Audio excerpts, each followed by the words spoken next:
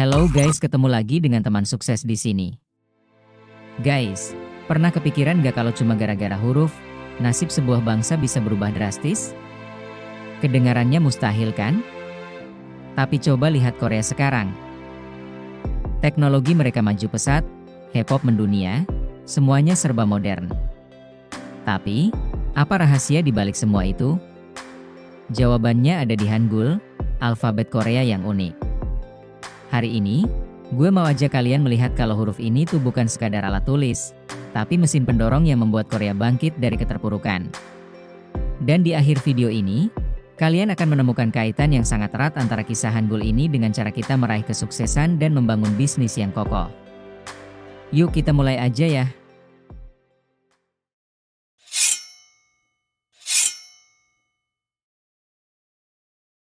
Coba bayangin gimana jadinya kalau ada sebuah negara yang cuma 1% penduduknya bisa baca dan tulis. Itulah yang terjadi di Korea sebelum abad ke-15. Saat itu, mereka menggunakan huruf Hanza atau aksara Tiongkok yang disebut Hanja. Hanja ini super rumit. Tiap kata punya karakternya sendiri, dan ada ribuan karakter yang harus dihafal. Dengan kerumitan ini, wajar banget kalau banyak orang yang gak bisa membacanya. Karena rumit, huruf ini cuma bisa dikuasai oleh kalangan elit yang punya waktu dan uang buat belajar. Rakyat biasa, yang kerjanya di sawah atau di pasar, nggak punya kesempatan buat menguasainya. Akibatnya, mereka nggak bisa membaca undang-undang, surat-surat resmi, atau bahkan sekadar menulis nama mereka sendiri.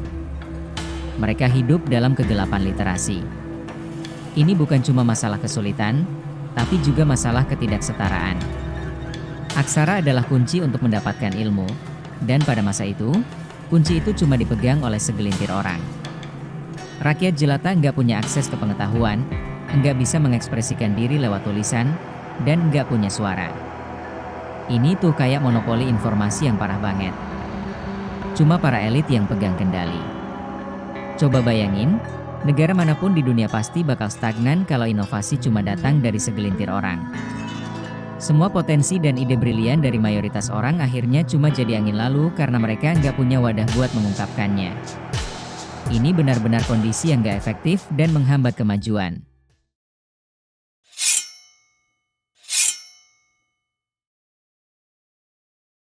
Di tengah kondisi yang suram ini, muncullah seorang pemimpin yang visioner. Namanya Raja Sejong Agung. Beliau adalah raja keempat dari dinasti Joseon, dan beliau sangat peduli dengan rakyatnya. Raja Sejong melihat penderitaan rakyatnya. Beliau sadar kalau rakyatnya nggak bisa baca dan tulis, mereka akan selamanya tertinggal. Mereka nggak akan bisa maju sebagai bangsa. Akhirnya, beliau memutuskan untuk membuat sesuatu yang revolusioner, sebuah sistem tulisan baru yang gampang dipelajari. Raja Sejong nggak main-main. Beliau mengumpulkan para sarjana terbaik dan memerintahkan mereka untuk menciptakan sebuah alfabet yang sederhana, logis, dan bisa dipelajari oleh semua orang, termasuk anak kecil dan rakyat biasa. Meskipun dapat protes keras dari para bangsawan yang takut kehilangan kekuasaan, Raja Sejong enggak nyerah. Dia tetap teguh pada pendiriannya. Rakyatnya harus bisa membaca dan menulis. Tahun demi tahun berlalu, dan akhirnya terciptalah huruf Hangul. Inilah huruf Korea yang kita kenal saat ini. Ini bukan cuma sekadar alfabet, tapi sebuah hadiah dari raja untuk rakyatnya. Hangul didesain secara ilmiah. Bentuk hurufnya terinspirasi dari bentuk organ bicara manusia saat mengucapkan suara, seperti lidah, langit-langit mulut, dan gigi. Ini membuatnya sangat intuitif dan mudah dipelajari.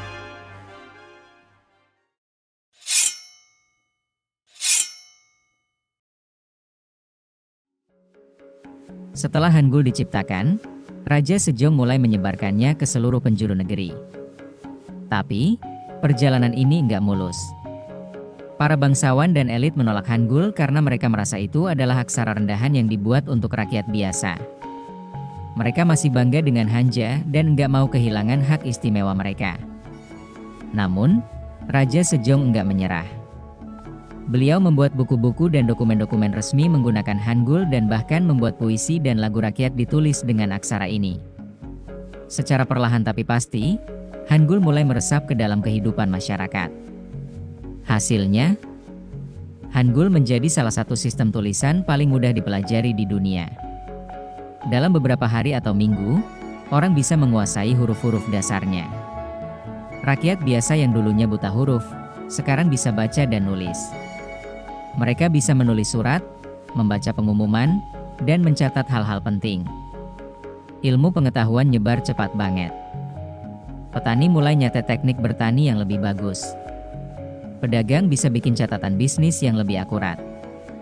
Ilmu gak lagi jadi barang mewah, tapi jadi aset yang bisa diakses siapa aja. Ini ngebuka pintu buat kolaborasi massal dan inovasi dari bawah ke atas. Ide-ide baru bermunculan dari seluruh lapisan masyarakat. Sebuah bangsa yang dulunya pasif, sekarang jadi komunitas yang dinamis dan berpengetahuan. Bahkan, Hangul membantu melestarikan bahasa Korea. Sebelum ada Hangul, banyak kata-kata dan dialek lokal yang nggak bisa dituliskan. Dengan Hangul, semua itu bisa dicatat dan diwariskan dari generasi ke generasi. Hangul akhirnya jadi fondasi kuat yang bikin Korea Selatan berkembang dari negara miskin pasca perang jadi salah satu raksasa ekonomi dan budaya di dunia. Tanpa Hangul, nggak mungkin ada revolusi teknologi di Korea yang kita lihat sekarang.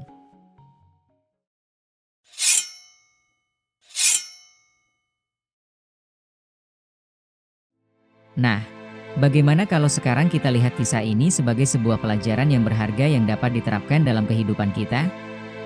Tentu saja bisa. Ada 3 pelajaran berharga tentang kepemimpinan yang bisa kita terapkan dalam hidup, pekerjaan, atau bahkan bisnis kita. Yuk, kita kupas satu persatu. Yang pertama, pemimpin sejati adalah pemecah masalah. Raja Sejong membuat Hangul bukan untuk membuat dirinya terlihat hebat. Dia menciptakan Hangul karena melihat masalah nyata. Rakyatnya tidak bisa membaca dan menulis. Orang-orang biasa kesulitan berkomunikasi dan belajar karena sistem tulisan yang ada terlalu rumit. Sebagai pemimpin, Raja Sejong tidak diam saja. Dia peduli, lalu memutuskan untuk mencari solusi. Dia membentuk tim ahli, memimpin proyek pembuatan Hangul, dan memastikan huruf itu tersebar luas hingga ke pelosok negeri. Apa sih pelajarannya untuk kita? Pemimpin sejati itu harus peka terhadap masalah. Perhatikan ada masalah apa yang sedang dihadapi tim atau orang-orang di sekitar kalian. Jangan hanya memberi perintah, tapi libatkan dirimu untuk menemukan solusi, membangun tim, dan bimbing mereka sampai masalah tuntas. Yang kedua, pikirkan jangka panjang, bukan hanya hari ini. Raja Sejong punya pilihan untuk menikmati kekayaan dan kekuasaannya saat itu. Tapi dia tidak melakukannya. Dia berpikir jauh ke depan, tentang masa depan bangsanya. Dia tahu, untuk menjadi bangsa yang maju, rakyatnya harus memiliki sistem komunikasi yang mudah diakses. Hangul adalah warisan jangka panjang yang luar biasa. Huruf ini tidak hanya dipakai di zamannya, tapi terus digunakan hingga sekarang.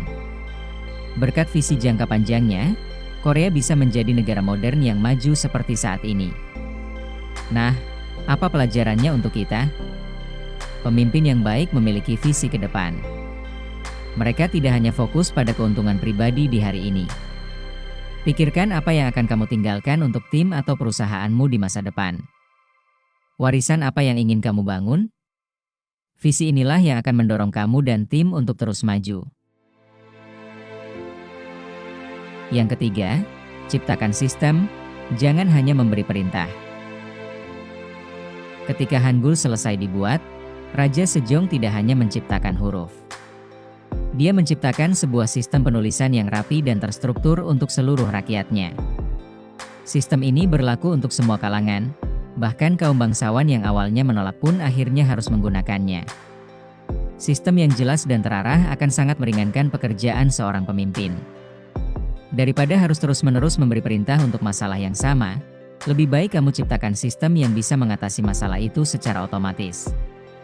Pelajaran untuk kita, berpikir secara sistematis itu penting. Ciptakan sistem kerja yang membantu timmu bekerja lebih efisien. Setelah sistemnya ada, pastikan semua orang, termasuk dirimu sendiri, menggunakannya dengan benar. Nah, itulah yang bisa gue sampaikan di hari ini. Apakah kalian setuju? Sekian dulu ya ceritanya. Gue undur diri, see you next time, bye-bye.